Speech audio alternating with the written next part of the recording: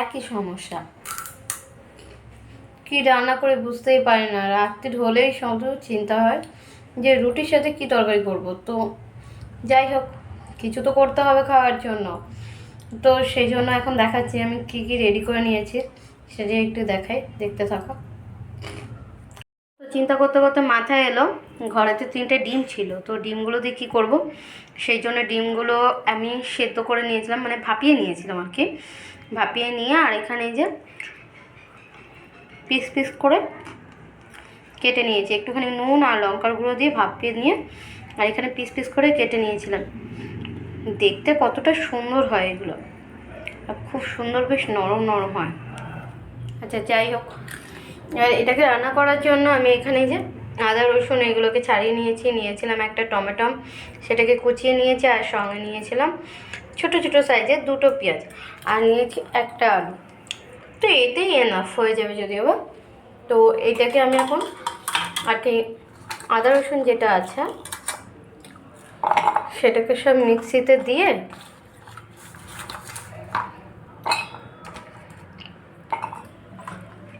আর অল্প জল দিয়ে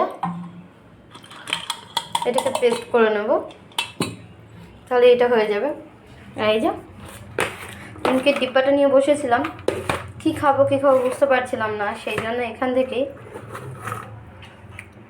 নিমকে নিয়ে খাচ্ছিলাম।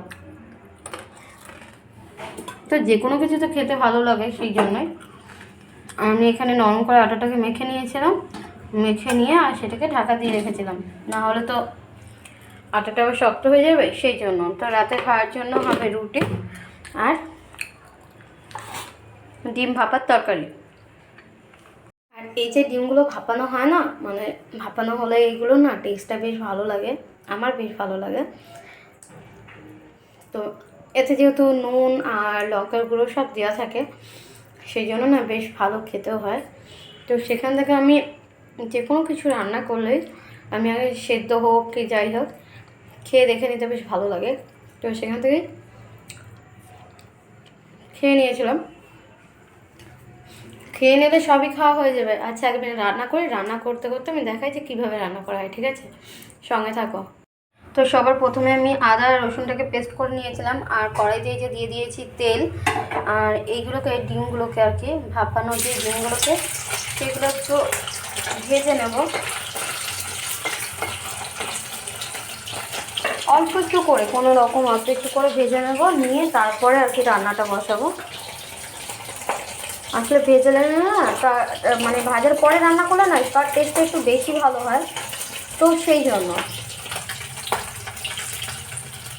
সব ডিমগুলো আমি এই যে ভেজে নামিয়ে নিয়েছি, আর সেই তেলে দিয়েছিলাম আলু, তো এটাও একটু ভেজে নেব, যেহেতু খুব বেশিক্ষণ লাগবে না রান্না করতে, আর আলুটা ভেজে নিলে খুব সুন্দর হবে, বেশ আলুতে একটা স্মেল থাকে কাঁচা কাঁচা, সেটা থাকবে না।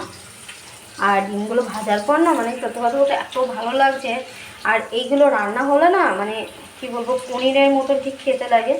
তো যারা যারা রান্না করেছো তারা তো জানোই যে কেমন খেতে লাগে, আর রান্নার পরও না দেখতেও বেশ যতটা সুন্দর লাগে আর খেতেও ঠিক ততটাই সুন্দর লাগে। তো আমি আগেও একবার করেছিলাম, তো এবারে ভাবলাম তাহলে আপনাদের সঙ্গে একটু শেয়ার করি। তো দেখতে থাকুন। আলু ভেজে নামিয়ে নেওয়ার পর সেখানেই দিয়ে দিচ্ছি গোটা জিরে আর কিছু গরম মশলা, সঙ্গে দিয়ে দিচ্ছি পেঁয়াজ,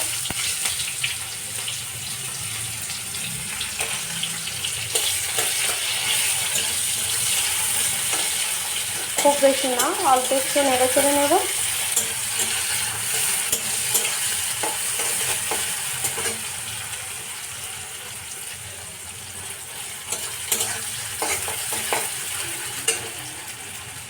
আসলে পুরো ভিডিওটা তো দেখানো যায় না, পুরো ভিডিওটা দেখাতে গেলে অনেকটা লং হয়ে যায়, তো সেই জন্য অল্প করে কিছুটা দেখানো। আর এখন দিয়ে দিচ্ছি আদা রসুনের পেস্ট,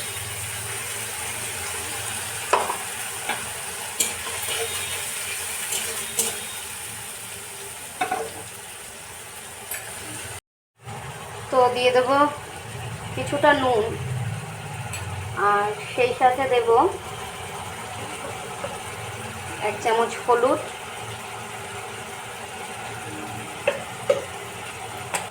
আর দেব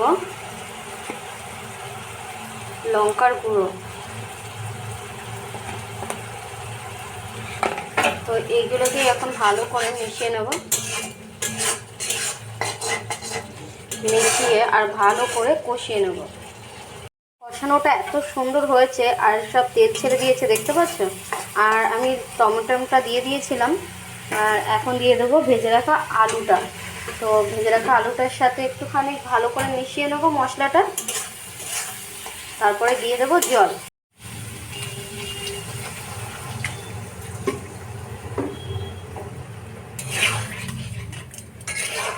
তো জল তো দিয়ে দিয়েছে, এটা একটুখানি কিছুটা সময় ফুটে যাক, ফুটতে সময় দেবো, তারপরে দিয়ে দেবো ডিমগুলো। এটা তো ফুটে গেছে, এখন দিয়ে দিই ভেজে রাখা ডিমগুলো। তো কিছুটা সময়